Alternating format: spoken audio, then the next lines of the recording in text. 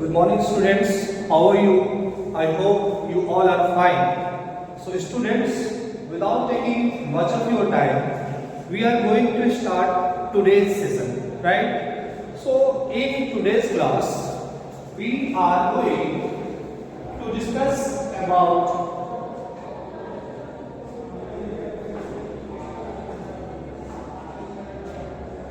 indefinite states of an action.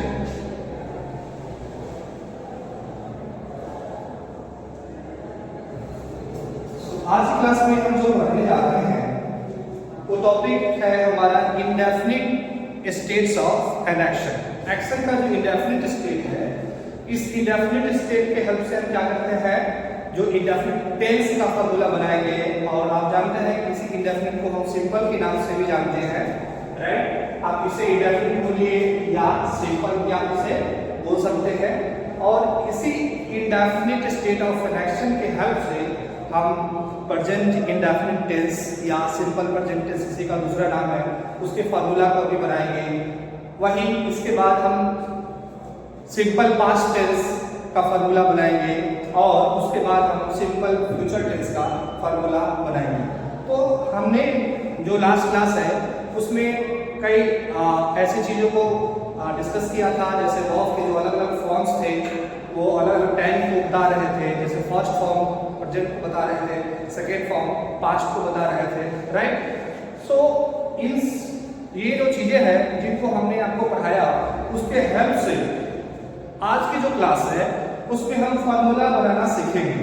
क्योंकि जब आप फार्मूला बनाना सीख जाते हो तो आपको याद करने की जरूरत नहीं पड़ेगी। और चलिए, जो हम क्लास में पिछले क्लास में पढ़े हैं उसके हेल्प से इसको यूज करके आज हम फार्मूला बनाते हैं और शुरू करते हैं आज का टॉपिक। सो देखिए, सबसे पहले इंडेफिनिट स्टेट्स कब यूज होता है, मतलब इंडेफिनिट टेंस कब यूज होता है। सिंपल प्रेजेंट टेंस या प्रेजेंट इंडेफिनिट टेंस उसी का दूसरा नाम है, तो हम इसको कब यूज करेंगे। So when time of an action is not definite, when time of an action is not definite, लिखेंगे when time of an action is not definite,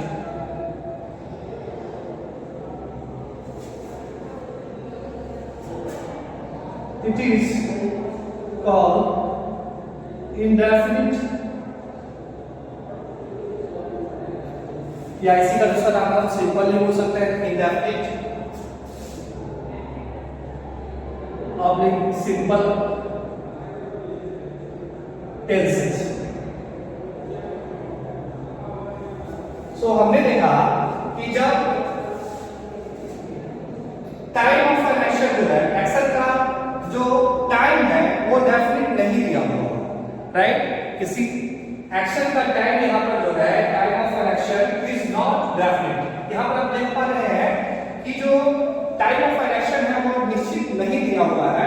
तो ये हम इसे क्या बोलेंगे कि ये जब निश्चित नहीं है तो क्या कहलाएगा, अनिश्चित कहलाएगा, मतलब डेफिनिट नहीं है। तो हम इसी को नाम क्या देते हैं, indefinite states of an action, या हम बोलेंगे किसी को आगे चल के हम इंडेफिनिट और सिंपल टेंसेस यहाँ पर हम पढ़ेंगे। तो देखिए, अब हम फार्मूला बनाना शुरू करेंगे। सो मैंने आपको बताया था कि फर्स्ट फॉर्म ऑफ वर्ब का प्रयोग हम कहाँ पे करते हैं बच्चों, जल्दी से बताएंगे। फर्स्ट फॉर्म ऑफ वर्ब का प्रयोग कहाँ किए थे, वेरी गुड, प्रेजेंट में किए थे, वेरी गुड, प्रेजेंट में किए थे। और फर्स्ट फॉर्म जो था उसको हमने देखा था कि एक तो वर्ब का बेस फॉर्म होता है, एक वर्ब का बेस फॉर्म होता है, और दूसरा फॉर्म क्या होता है, एस फॉर्म होता है, राइट। इसको हम थर्ड फॉर्म सिंगुलर सब्जेक्ट के साथ यूज करते हैं, जैसे ही, सी, इट या सिंगुलर सब्जेक्ट के साथ हम एस फॉर्म यूज करते हैं। और ये हमारा बेस फॉर्म है। जैसे मान लीजिए यहाँ पर गो है तो यहाँ पर क्या बन जाएगा, बताइए, गोस क्या बन जाएगा इट्स। यहाँ पे रन है, यहाँ पे क्या बन जाएगा बच्चों जल्दी से बताइए रन्स। यहाँ पे प्ले है, यहाँ पे क्या बन जाएगा प्लेस। आपने देखा ये जो वर्ब फॉर्म है ये थर्ड पर्सन सिंगुलर सब्जेक्ट के लिए यूज होगा। जैसे थर्ड पर्सन के बारे में आप जानते हैं कि ही होता है, सी होता है, इट होता है और कोई भी सिंगुलर सब्जेक्ट होता है, राइट। तो अगर ये सब्जेक्ट लिए रहेंगे तो सिंगुलर सब्जेक्ट के साथ हम सिंगुलर वर्ब को प्रयोग करेंगे। We use singular verb with singular subject, right. तो हम सिंगुलर वर्ब यूज करेंगे सिंगुलर सब्जेक्ट के साथ। वहीं पे जो वर्ब प्लूरल होता है तो उसके साथ जो सब्जेक्ट अगर प्लूरल है तो वर्ब भी आने वाला उसके साथ कैसा होगा प्लूरल होगा। मतलब छोटी सी बात है यहाँ पे ध्यान रखेंगे कि अगर सब्जेक्ट हमारा सिंगुलर है तो वर्ब भी सिंगुलर आएगा, right. Singular subject takes singular verb. अगर सब्जेक्ट हमारा प्लूरल है तो वर्ब भी कैसा आएगा प्लूरल आएगा। Plural subject takes plural verb, right. देखिए यहाँ पे अब हम फार्मूला जब बनाते हैं तो फार्मूला जो बनता है सब्जेक्ट वर्ब और ऑब्जेक्ट के हेल्प से बनता है। We need subject, verb and object to make complete sentence, right? Complete sentence को बनाने के लिए subject, verb और object की जरूरत पड़े यहाँ पे। तो देखिए आप इसी को हम subject की जगह पर subject करने देते हैं। उसके बाद verb का फॉर्म, ये दोनों फॉर्म यूज होता है।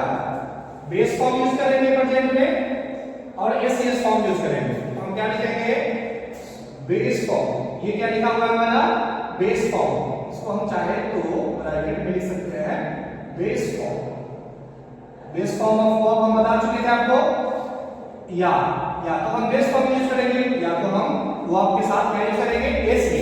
और ये कैसे बना है इसी बेस फॉर्म में हम क्या लगा दी है एस ऐड करते हैं। जैसे गो में एस ऐड किया तो भोज बन गया, इट में एस लगाए तो इस बन गया, रन का रन्स बन गया, प्ले का प्लेस बन गया। ऐसे ही हम फॉर्म को सिंगुलर वर्ब फॉर्म बनाते हैं एस और ईएस जोड़। देखिए अब यहाँ पे अब ये तो हमारा बेस फॉर्म है और इसी बेस फॉर्म में हम क्या यूज करते हैं एस या ईएस। तो हम बोल सकते हैं कि बेस फॉर्म में हम जोड़ देते हैं क्या एस या ईएस। तो ये क्या बन जाता है इसी को बाद में आगे चल के आप लोग क्लास में क्या नाम दिया गया फिफ्थ फॉर्म। वर्ब का फिफ्थ फॉर्म भी 5 बोला गया। उसके बाद हम क्या लिखते हैं यहाँ पे ऑब्जेक्ट लिखते हैं। देखिए सो ये जो हमारा फार्मूला है ये सिंपल प्रेजेंट टेंस का फार्मूला है, राइट। इसी को चाहे तो हम ऐसे भी लिख सकते हैं subject plus first form of verb oblique इसी को हम एस फॉर्म में क्या बोलते हैं फिफ्थ फॉर्म। बचपन में आपने पढ़ा होगा V5 आया था ना प्लस ऑब्जेक्ट। तो ये बोलिए या यू ये कहिए बात एक ही है। V5 कैसे बनता है यहाँ पे बेस फॉर्म में एस लगाने से। So this one is the formula of simple present tense. Simple present tense यहाँ पे लिख लेंगे सिंपल प्रेजेंट टेंस। या इसी का दूसरा नाम क्या है बताइए। इसी का दूसरा नाम है present indefinite tense. Got it. So हमें इस स्ट्रक्चर पे फार्मूला बनाना था। सब्जेक्ट वर्ब और ऑब्जेक्ट हमें चाहिए। सब्जेक्ट की जगह पर सब्जेक्ट बनाने के लिए प्रेजेंट के लिए जो वर्ब फॉर्म यूज होता है उस वर्ब फॉर्म को हम यहां पर so this one is the formula of simple present tense. So see some example. He plays cricket. He plays what? He plays cricket. यहाँ पर देखिए सिंगुलर सब्जेक्ट है। ये कैसा है थर्ड पर्सन सिंगुलर सब्जेक्ट है। सब्जेक्ट अगर सिंगुलर है तो वर्ब भी कैसा आएगा बताइए। ये हमारा वर्ब है वर्ब भी सिंगुलर आएगा। सिंगुलर वर्ब कैसे बनता है बेस फॉर्म में एस लगाने से। बेस फॉर्म हमारा क्या है यहाँ पर प्ले है और इसमें एस लगाते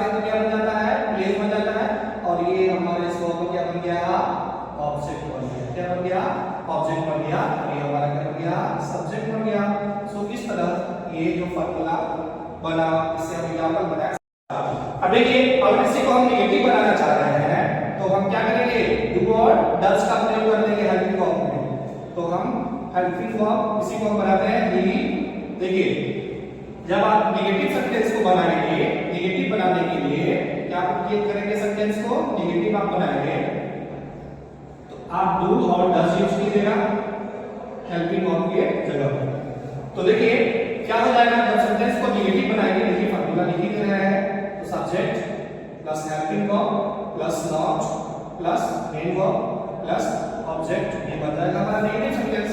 तो क्या बनेगा, सब्जेक्ट रहने दीजिए, हेल्पिंग वर्ब क्या हो जाएगा, प्रेजेंट इंडेफिनिट टेंस में नेगेटिव में जब बनाएंगे तो क्या हो जाएगा बताइए, यस डू ऑब्लिक डज। फिर क्या लिखेंगे, not.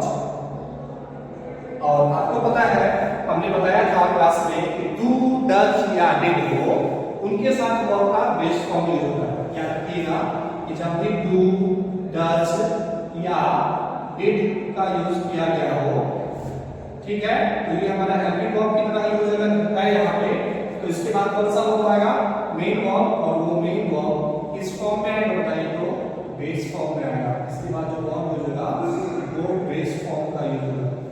So do does did के बाद हम बेस फॉर्म ऑफ वर्ब को यूज करते हैं, राइट। सो बेस फॉर्म का प्रयोग करेंगे। सो देखिए डू और डज है, यहाँ डू और डज है ना, डू और डज के बाद बेस फॉर्म क्या हो जाएगा, base form plus object.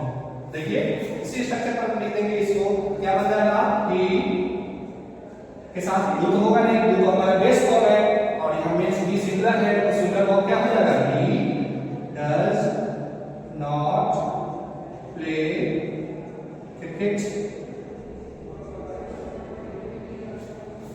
Right. अब इसी को हम चाहे इस फॉर्मूला को और कैसे चेंज कर सकते हैं, नहीं जल्दी से इंटरोगेटिव सेंटेंस बनाएंगे। तो पता है इंटरोगेटिव सेंटेंस में यहाँ पर हेल्पिंग वर्ब, एक तो हमारा हेल्पिंग वर्ब इंटरोगेटिव कब होगा, तो हेल्पिंग वर्ब पहले आएगा, फिर सब्जेक्ट, फिर मेन वर्ब, फिर ऑब्जेक्ट और क्वेश्चन वर्ब। देखिए यहाँ पे तो क्या बन जाएगा, does he play cricket, does he play cricket. देखिए हमने देखा यहाँ पर कि जो इंटरोगेटिव सेंटेंस होता है वो भी दो टाइप के होते हैं। एक जो होता है वो हमारा हेल्पिंग वर्ब से शुरू होने वाला, जिसको हम हेल्पिंग वर्ब इंटरोगेटिव बोलते हैं या यस नो इंटरोगेटिव भी बोलते हैं। तो देखिए ये हेल्पिंग वर्ब से शुरू हो रहा है, सारा फार्मूला वैसे ही आता है, हेल्पिंग वर्ब यहाँ पर पहले आ जाएगा, फिर सब्जेक्ट और मेन वर्ब और ऑब्जेक्ट, और लास्ट में क्वेश्चन मार्क जब जरूर लगाएंगे जब ये सेंटेंस कैसा हो, इंटरोगेटिव हो। तो देखिए यहाँ पे इसको इंटरोगेटिव मैंने बनाया, तो क्या बनाया, डज ही प्ले क्रिकेट। अगर इसी को WH वर्ड यूज करके हम हेल्प से हम बनाते हैं कि वो कहाँ क्रिकेट खेलता है ना, तो क्या हो जाएगा, WH वर्ड सिंपल फॉर्मूला है, WH वर्ड रखने दीजिए। WH वर्ड का मतलब WH से शुरू होने वाले वर्ड, जैसे व्हाट हो गया, व्हेन हो गया, व्हाई हो गया, वेयर हो गया, व्हेन हो गया, जो भी WH से शुरू होने वाले हैं, या तो क्वेश्चन वर्ड भी हम इसको बोलते हैं, हाउ, जैसे हम कई बार पूछते हैं किसी से हाउ आर यू, तो वहां पर हम क्या यूज कर रहे हैं, WH वर्ड यूज कर रहे हैं। तो WH वर्ड या तो हाउ, सेम फॉर्मूला बन देंगे यहाँ पर, helping verb plus subject plus main verb plus object और क्वेश्चन मार्क, और इसको हम बनाएंगे क्या बनेगा, वेयर, WH वर्ड बनेगा where does he play cricket, where does he play cricket. या हम ये पूछना चाह रहे हैं कि क्रिकेट कब खेलता है, तो हम बोलेंगे when does he play cricket. तो अभी हमने देखा कि किस तरह जो सिंपल प्रेजेंट टेंस का फार्मूला हमने बनाया उससे हमने अलग अलग सेंटेंस जैसे ये हमारा जो सेंटेंस है अफर्मेटिव सेंटेंस हमने बनाया, उसके बाद नॉट लगाकर हमने नेगेटिव सेंटेंस बनाया, उसके बाद क्वेश्चन मार्क की हेल्प से हेल्पिंग वर्ब को पहले यूज करके और डब्ल्यूएस वर्ब की हेल्प से हमने इंटररोगेटिव स्ट्रक्चर में इसको चेंज किया। तो ये फॉर्मेट सब में सेम चलेगा हम जो हम पढ़ेंगे। सो एक बार आप इसे नोट डाउन कर लीजिए।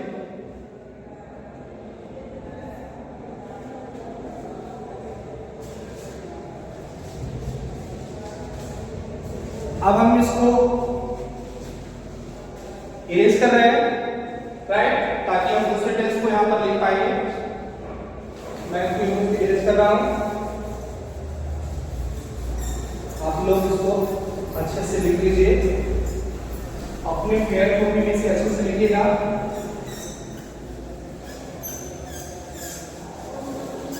क्योंकि जब फेयर कॉपी में आप अच्छे से लिखेंगे तो आपका एक अच्छा नोट्स बन जाएगा और जिसे चेक करने में आसानी होगी, राइट। अब हम हेडिंग यहां पे डाल रहे हैं सिंपल पास्ट टेंस, या इसी का दूसरा नाम क्या बोल सकते हैं हम, पास्ट इंडेफिनिट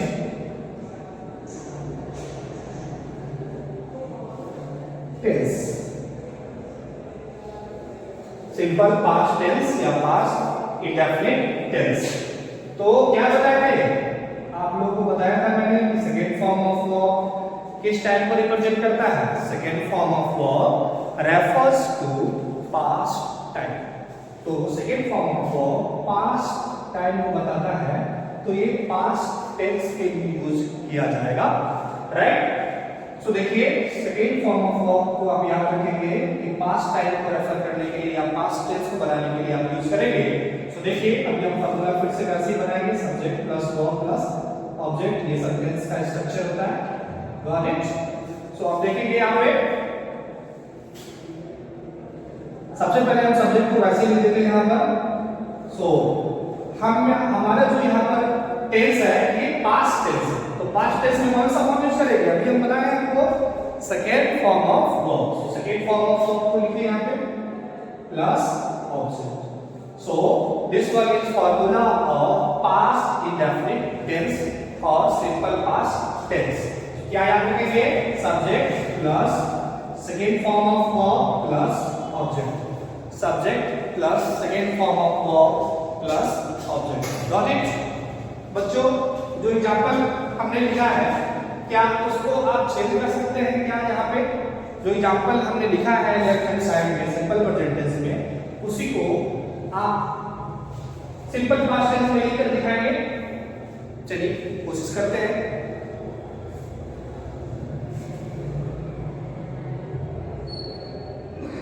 चलिए एग्जांपल लेते हैं।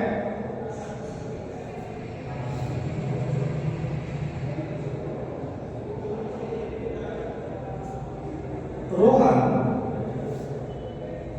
ate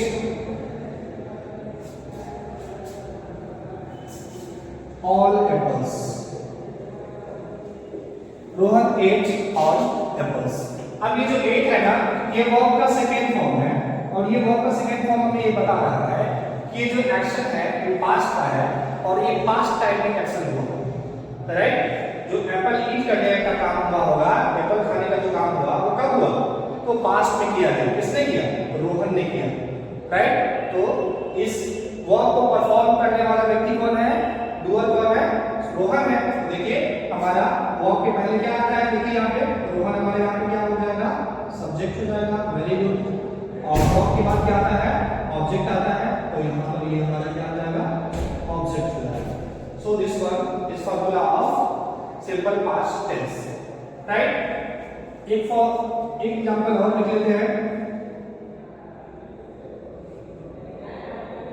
He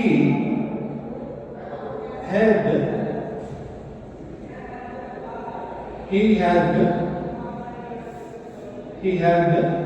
his brother.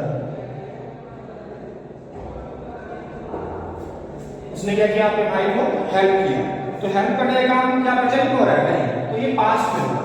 तो ये हमारा सेकेंड फॉर्म ऑफ वर्ब बता रहा है, और जब भी वर्ब का सेकेंड फॉर्म यूज करेंगे तो सिंपल पास्ट टेंस यहाँ पर बन जाएगा। देखिए यहाँ पर हम सब्जेक्ट लिख देते हैं, क्योंकि सब्जेक्ट, वर्ब के बाद क्या आता है? ऑब्जेक्ट, तो लिख देंगे। समझ गए? सो ये हमारा अफर्मेटिव स्ट्रक्चर था या पॉजिटिव स्ट्रक्चर आप बोल सकते हो पास्ट इंडेफिनिट टेंस। अब चलिए इसको हेल्पिंग वर्ब यूज करके हम इसको नेगेटिव बनाते हैं। क्या बनाएंगे? नेगेटिव। तो नेगेटिव बनाएंगे तो क्या रहेगा? नेगेटिव में देखिए सिंपल प्रेजेंट टेंस में आपने जो हेल्पिंग वर्ब यूज किया था यहाँ पे, क्या यूज किया था आपने? डू और डज को यूज किया था। लेकिन इसका पास्ट फॉर्म जो होता है या सेकंड फॉर्म जो होता है इसका, वो क्या होता है? डिड होता है। तो सिंपल पास्ट टेंस में आप हेल्पिंग वर्ब क्या यूज करेंगे? डिड का यूज करेंगे। सो देखते हैं बनाकर, बन जाएगा sentence he did not help his brother. Right? So आपने देखा यहाँ पर हेल्पिंग वर्ब है और ये हमारा मेन वर्ब है। ये हमारा हेल्पिंग वर्ब है और ये हमारा मेन वर्ब है। हेल्पिंग वर्ब और मेन वर्ब के बीच में हमने क्या प्रयोग किया? नॉट का प्रयोग किया और नॉट के प्रयोग करने से हमारा सेंटेंस क्या बन गया? नेगेटिव बन गया। सो हमारा ये क्या बन गया? ही डिड नॉट। नेगेटिव फॉर्म में हमने लिखा क्वेश्चन मार्क का प्रयोग क्लास। सो स्टूडेंट्स आपने यहाँ पर देखा कि किस तरह हमने सेंटेंस को नेगेटिव बनाया। यहाँ पर नेगेटिव में मैंने डिड का यूज किया, राइट? और नेगेटिव बनाने में जो आप हेल्पिंग वर्ब का प्रयोग करते हैं उसके बाद क्या यूज करना पड़ता है? नॉट का प्रयोग। देखिए यहाँ हेल्पिंग वर्ब है और यहाँ पर मेन वर्ब है। इन दोनों के बीच में मैंने किसका प्रयोग किया है? नॉट का प्रयोग किया। सो ये हमारा नेगेटिव सेंटेंस क्या बन गया? ही did not help his brother. Right? इसी का अगर हम इंटररोगेटिव फॉर्म देखें तो इंटररोगेटिव फॉर्म में क्या होता है? हेल्पिंग वर्ब का प्रयोग पहले किया जाता है। तो हेल्पिंग वर्ब जब पहले आएगा तो फॉर्मूला क्या बन जाएगा? Helping verb, right, plus subject plus main verb plus object और question mark sign of interrogation plus क्या बन जाएगा? सबसे पहले बन गया did he help his brother. Did he helping verb, देखिए ये सब्जेक्ट है, ये हमारा मेन वर्ब है और ये ऑब्जेक्ट है। तो ये सेंटेंस हो गया did he help his brother. और इसी को अगर हम WH इंटरोगेटिव बनाना चाहे या हम इसको बोल सकते हैं कि क्वेश्चन वर्ड इंटरोगेटिव बनाना चाहे, जैसे WH वर्ड कहने का मतलब WH वर्ड से शुरू होने वाला वर्ड जैसे when, why, what, where, why, whom, whose etc. अब उसी के साथ यहाँ पर देखिए एक सेंटेंस क्या बन जाएगा? Why did he help his brother. So यहाँ पर इसी को हमने इंटरोगेटिव फॉर्म में देखा WH वर्ड के हेल्प से। उसके अफर्मेटिव सेंटेंस को, नेगेटिव सेंटेंस को, इंटरोगेटिव सेंटेंस को आपने देखा, राइट? इन सब चीजों को आप अच्छे से लिखेंगे अपने फेयर कॉपी में, राइट? नोट लिखा हुआ है सिंपल प्रेजेंट टेंस का पहला यूज देखते हैं टू एक्सप्रेस हैबिचुअल एक्शंस। देखिए जो हमारी हैबिट होती है ना वो भी कैसा एक्शन होता है? रेगुलर एक्शन होता है, हैबिट। जैसे मान लीजिए कि